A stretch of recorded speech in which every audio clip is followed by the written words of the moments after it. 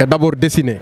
Donc à partir de l'ordinateur, de ce logiciel-là qu'on appelle SolidWorks, et ensuite présenté aux apprenants. Parce que sur la base de ça, que les apprenants maintenant font leur pratique. Donc pour minimiser les risques d'erreur, donc on leur fait le dessin avec la cotation totale, n'est-ce pas? Donc tous les dimensions, la coupe, les types de coupe, tout ce qui doit aller avec. Maintenant on leur donne ça sous forme de document, n'est-ce pas? C'est ensuite qu'ils font la réalisation. Que ça soit en aluminium et en acier aussi. Okay. La question de la matière première, c'est pas très compliqué? Ben, des fois, il y a de ces matières d'œuvre qu'on a du mal à avoir au niveau de Koungheul. Donc, on est obligé de faire la commande jusqu'à Kaolack ou à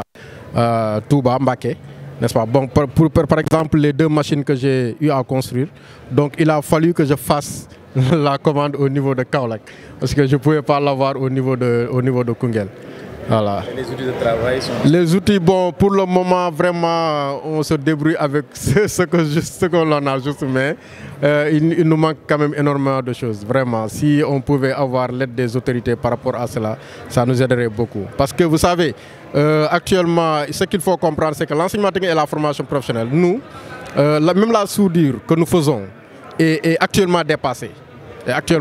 Nous faisons la soudure à l'arc avec électrode enrobée. Donc c'est quasiment dépassé, ça n'existe plus.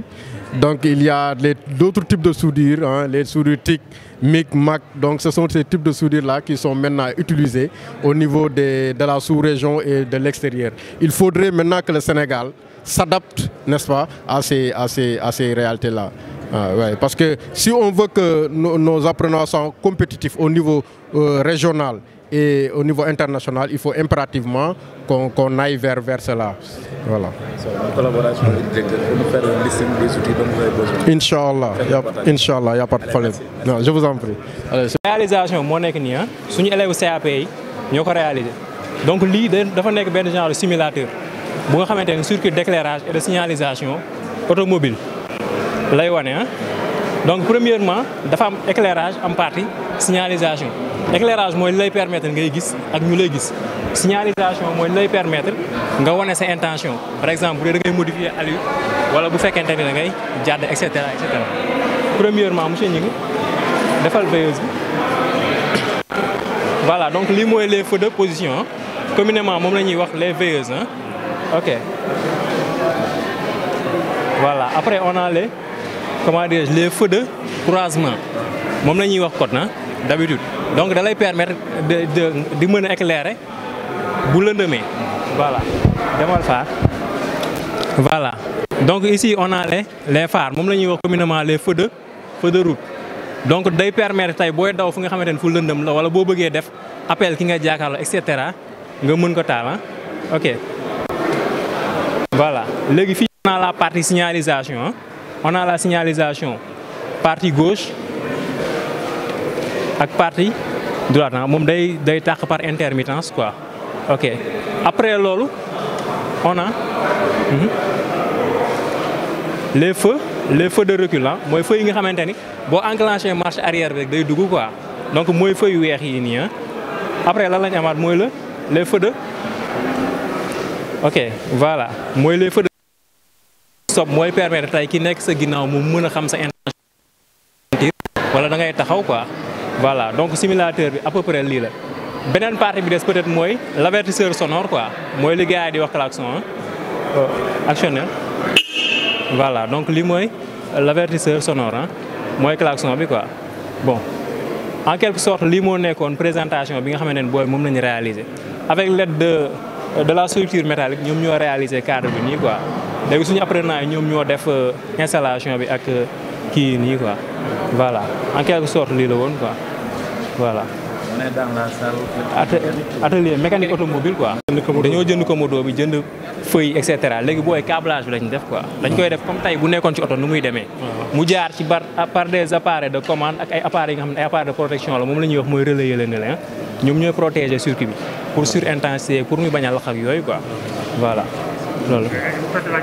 Etc. quoi. Amna aussi yeneen filière yi nga xamné dañ ko détacher moy par exemple carrosserie moom filière à part la quoi. Moy ñi def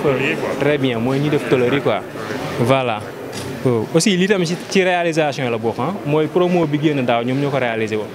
donc moteur la sur banc ñoom dañ ko def sur banc benn moteur 405 bu ñu jëndoon la def ko sur banc pour des fois bu ñu def seen TP ñoom fii lañ koy mën a démarrer fii lañ koy démarrer quoi donc ñoom dañuy ñëw def gasoil teg batterie boo démarrer rek day tax quoi avec le système avec le circuit de refroidissement mooy maanaam liy seddal moteur bi quoi nga moteur buy daw day tàng day dégager de la chaleur te pièces yi dafa nekk en fer la ay métaux la quoi léegi tant que mi ngi daw nag day dem ba benn instant métaux yi dañuy dem ba dañuy dilaté wala ñu gripper seen biir donc pour bañ grippage boobu wala loolu moo waral ñu installé ci système bi mooy le circuit de refroidissement mooy radiateur bi ak les deux motoventilateurs motoventilateurs yi ñoom bu demee ba moteur bi atteindre benn température de fonctionnement ñoom ñooy déclenché dañuy déclenché boobu quoi dafa am benn élément de commande bu nekk fii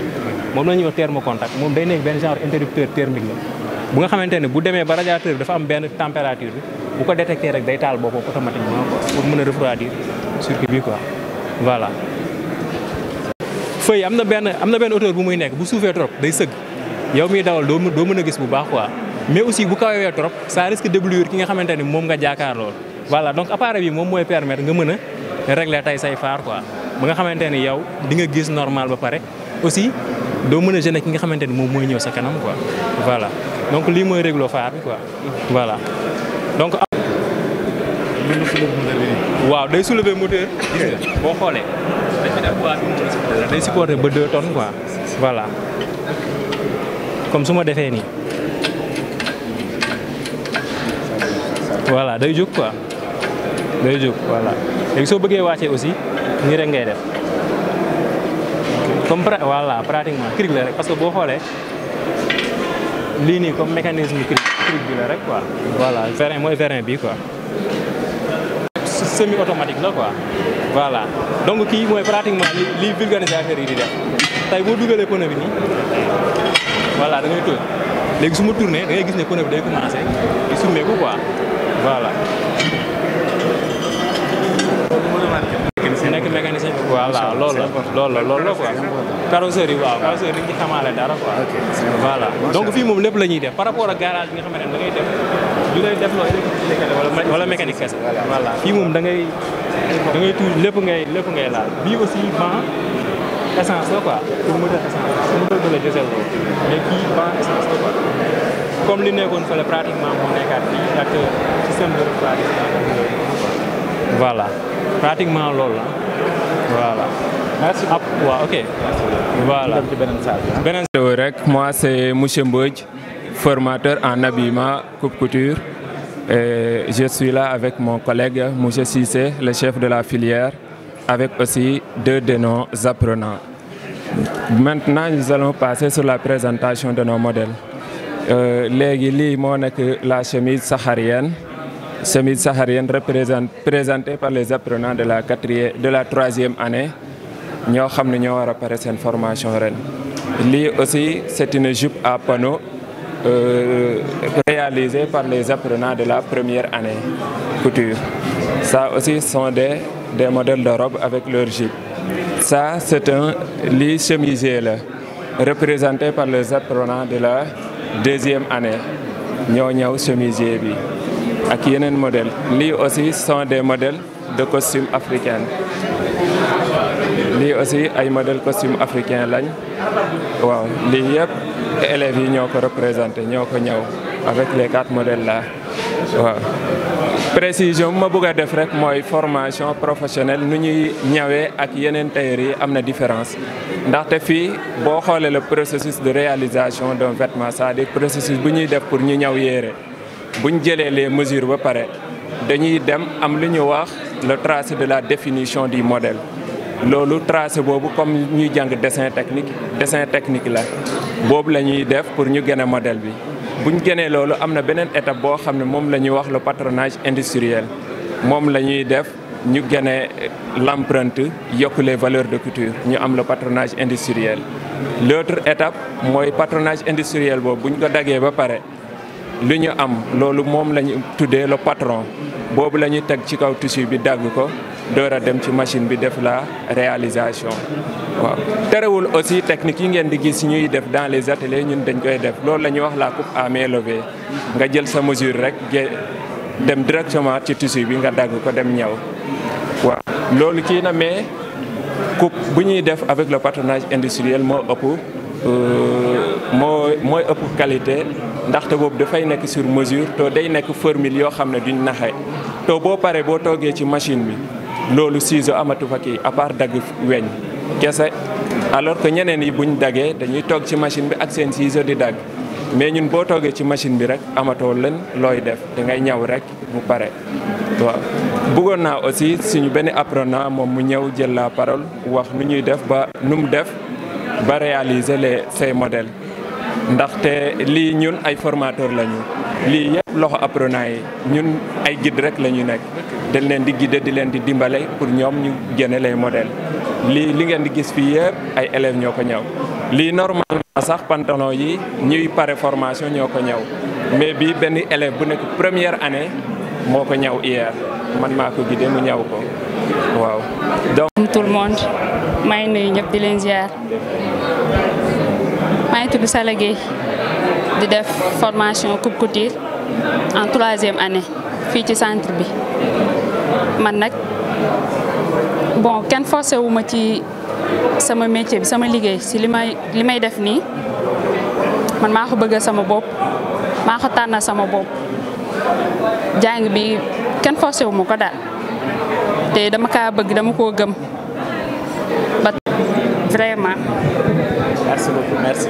Durée formation bi c'est 3 ans. Waaw. C'est 3 ans. pour le CAB mais am na bon man maa ñëw modèle bi même benn tamit bon dama toog rek xam nga def naa ci centre bi ren moo nekk sama 3e année donc su fekkente ne man li ma jàng yëpp moo ngi ci sama bopp war naa mun a créer benn modèle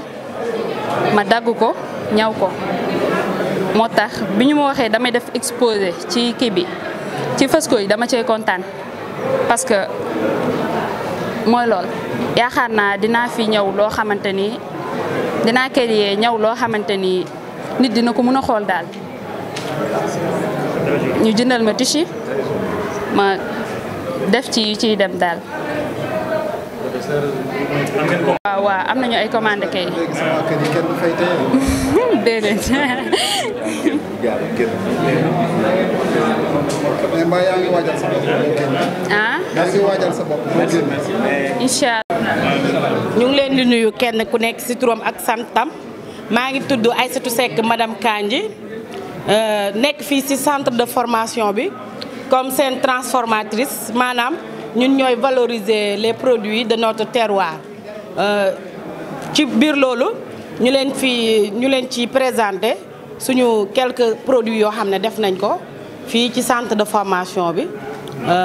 comme ça ñu njëkkee li nga xamante moo gën a intéressé géyeen yi mooy domaine céréale ci domaine céréale moom ngeen gis ni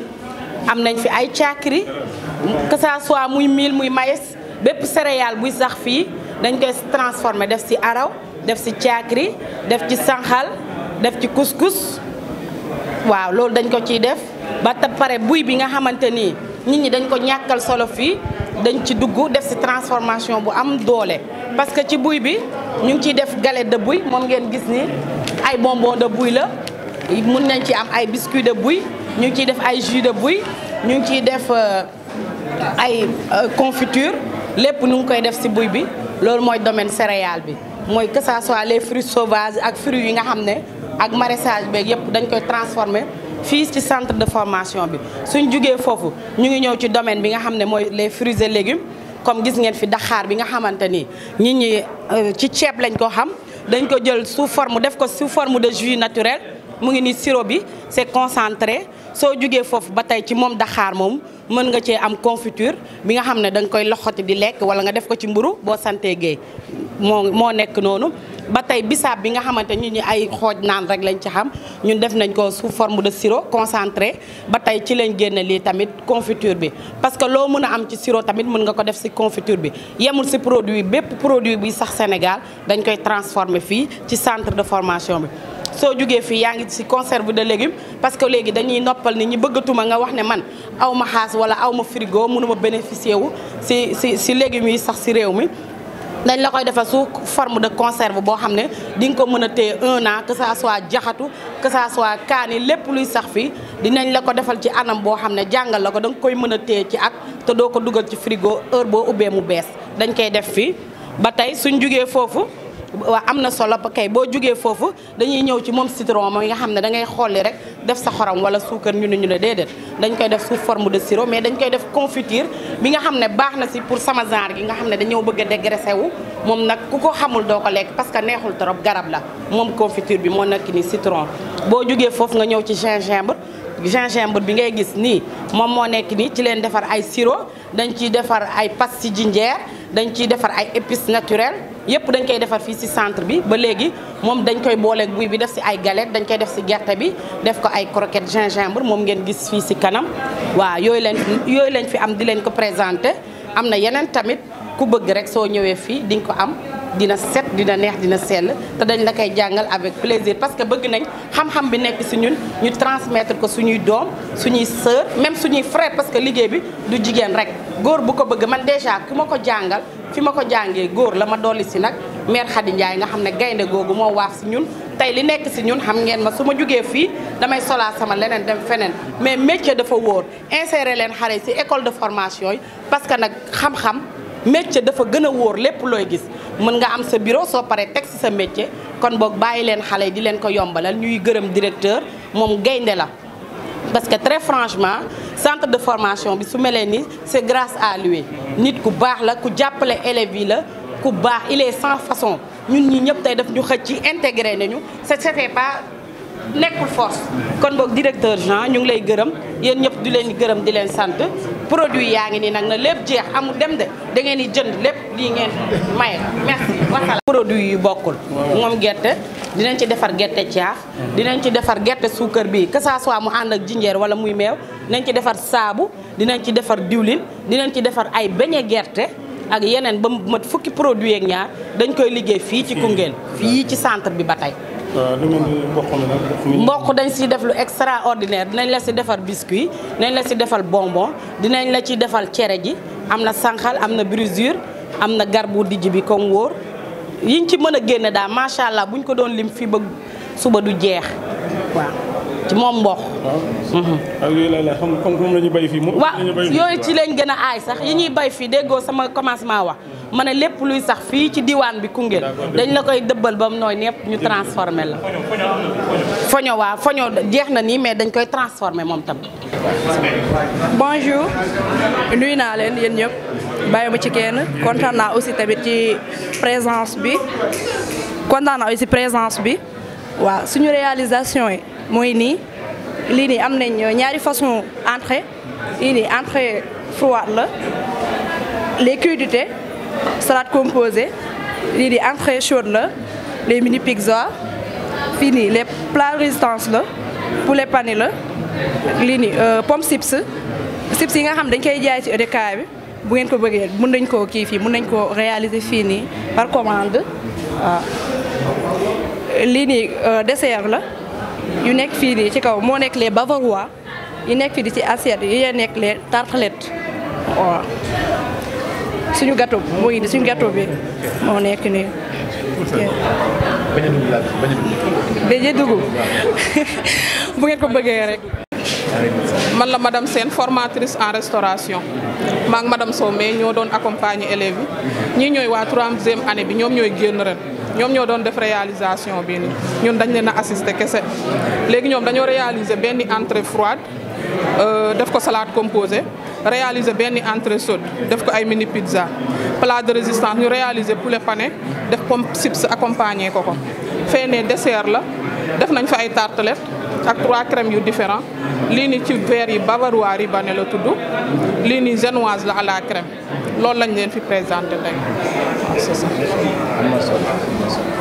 Asalaamaaleykum, bonjour, c'est monsieur Kassé, Kaffrine. Bon, tey dañu am installation boo xam ne ñaari source la source d'énergie solaire ak Senelec ñoom lañu utiliser lii panneau yi ñu ngi fële ci biti parce que mënoo ko def fii parce que da ngay soxla ensoleillement bi lii moom moo nekk régulateur moom rôle am mooy muy assurer charge ak décharge batterie bi parce que pendant la nuit doo am ensoleillement il faut nga am lu jël relevé bi muy mooy day def charge ak décharge yi pour batterie lii moom la ñuy wax onduleur moom mooy jël courant continu mu convertir ko en courant alternatif et bu ñu jógee foofu dañu ñëw ñu am fii ay modulaire pour protection circuit bu nekk ak modulaire boppam bii moo jógee ci courant Senelec bi bii moom moo jógee ci onduleur bi nga xam ne day convertir courant continu en courant alternatif. lii benn réalisation la bu ñuy wax inverseur automatique kii différence am ak yeneen inverseurs yi mooy bii yow yaay xool bu la neexee nga jox ko mu nekk prioritaire c'est-à-dire que boobu tant que mu ngi am moom mooy fonctionner su boobu amatul beneen bi jël relais bi n'est-ce pas donc kon bu ñu taalee fii nii suñu onduleur bi mu def conversion bi boo xoolee toujours boo indee bii mooy njëkk a dox maanaam bi nga xam ne nekkul prioritaire n'est-ce pas l'autre day ñëw fonctionner lii mooy temporisation bi moom excité wu na mais day compter bu compter ba pare mu doo ko indi ci contacteur am pour mu ñëw ci courant bi nga xam ne moom mooy prioritaire day compter pendant 30 secondes donc boo xoolee lii aussi système d'installation la ñu ngi ko bindal CFP Koungheul CFP après K Koungheul gis nga excité wu na ñëw na inverseur bi léegi partie bi moom moo yore tant que mu ngi am kee mënul joxe dara mënul fonctionner léegi boo xoolee fii ñu ngi am benn double allumage moom lañ def ne schéma bi nii ci table bi ak ay va-et-vient ak suñu télérupteur parce que kii importance bi mooy boo amee kër chaque buntu néeg mun nga fa def benn bouton poussoir pour lampe yëpp ku nekk mun na taal mu nekk lu kii indépendance quoi léegi boo xoolee su ñëwee rek toujours bii moom day tàkk directement pour signaler na la fii sous tension la ñëw na su tàkku rek mooy hors tension ça veut dire que amul dara léegi boo activé fii da ngay gis ne lampe L2 bi day tàkk en fonction ci schéma bi boo xoolee moom moo nekk ne moom toujours day ànd ak sonnerie bi boo laalee gis nga sonnerie ci année 2025 bi moom lañu utiliser comme benn 01 n'est-ce pas bu ñu blanché fii inversé n'est-ce pas da ngay gis lampe bële moom mooy tàkk mooy L1 boo demee ci bouton poussoir yi moom moo lay permettre nga alimenter kii bi say kii sa télérupteur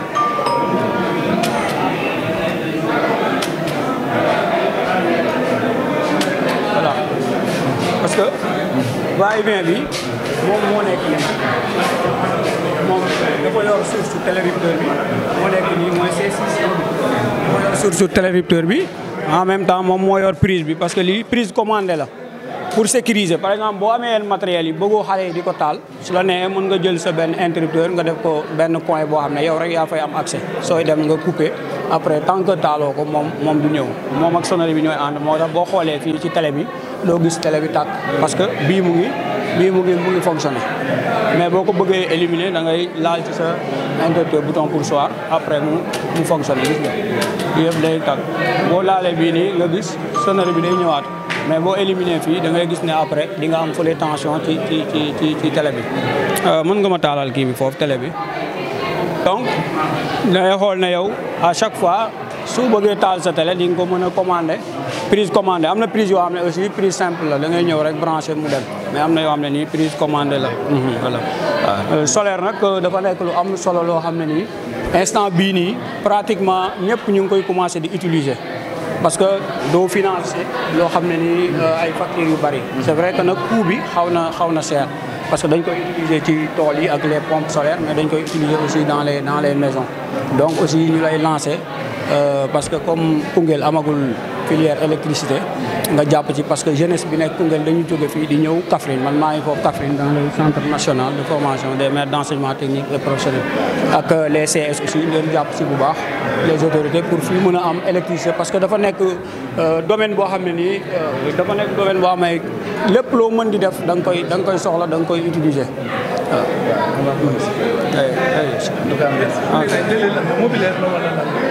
lii télérupteur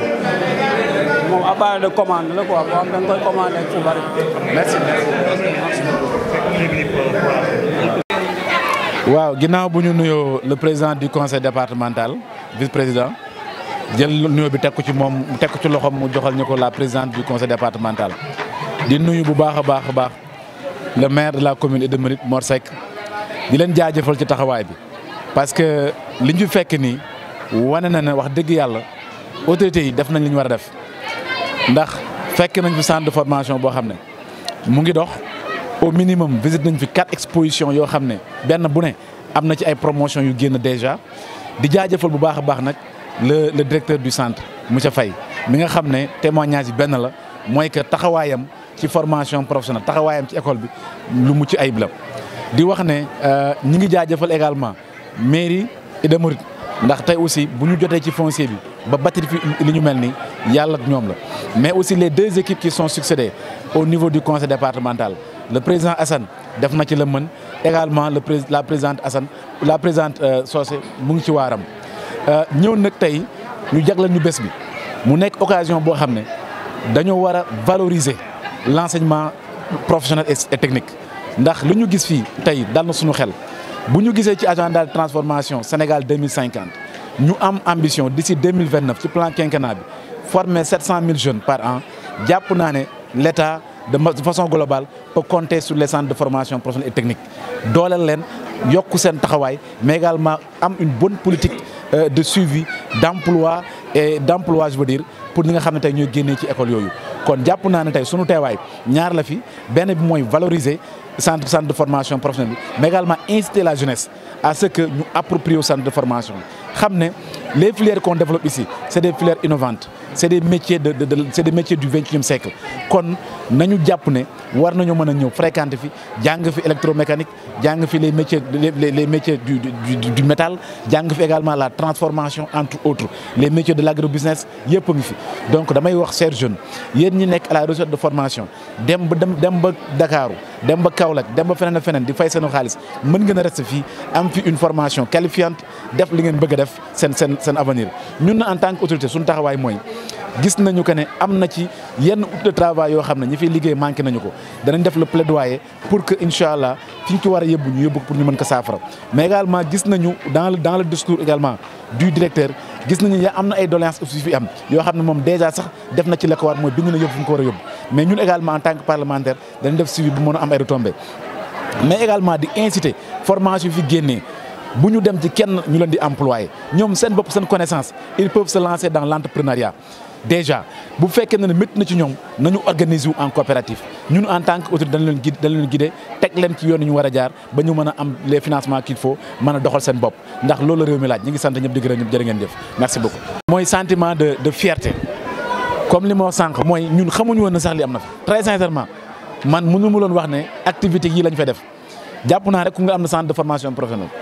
parce que même en commission technique assemblée nationale j'ai dit devant le ministre que ne jox lañu ay filières yu gën a adapté aux réalités du milieu mais bi may wax loolu man xaw ma woon ne fi am na agrobusiness xaw ma loolu xaw ma ne am na agro filière agro élevage xaw ma loolu ça c'est adapté à nos réalités parce que fii ku fi bayut yaa ngi sàmm wala yaa ngi def commerce kon jàpp nañ ne filières yi am na fi li ci des nag mooy du point de vue de infrastructure du point de vue également comment dirais-je outils de travail moo des moom la ñuy plaider pour le moment pour ñu yokku ci ak beneen filière boo xam ne gis nañ ay doomu Koungheul ñu ngi génn dem ba kam di ko jàng mooy filière électrique kon yooyu bu ñu ko amee rek jàpp naa ne sous l'impulsion du directeur li ñu bëgg danañ ko am incha allah danañ mën a changer affaire bi en tout cas am nañ sawarte bu baax a baax ci teew fi merci beaucoup